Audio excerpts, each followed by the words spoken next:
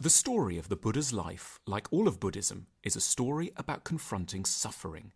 He was born sometime between the 6th and 4th century BC, the son of a wealthy king in the Himalayan foothills of Nepal. It was prophesied that the young Buddha, then called Siddhartha Gautama, would either become the emperor of India or a very holy man.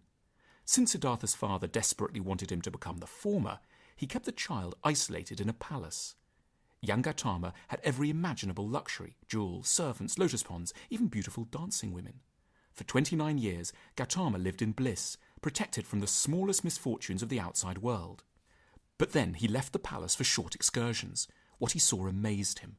First he met a sick man, then an aging man, and then a dying man. He was astounded to discover that these unfortunate people represented normal, indeed inevitable parts of the human condition that would one day touch him too. Horrified and fascinated, Gautama made a 4th trip outside the palace walls and encountered a holy man who'd learned to seek spiritual life in the midst of the vastness of human suffering. Inspired by the holy man, Gautama left the palace for good. He tried to learn from other holy men.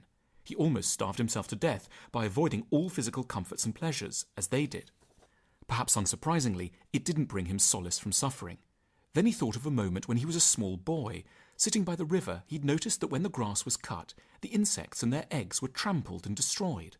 As a child, he'd felt a deep compassion for the tiny insects. Reflecting on his childhood compassion, Gautama felt a profound sense of peace. He ate, meditated, and finally reached the highest state of enlightenment, nirvana.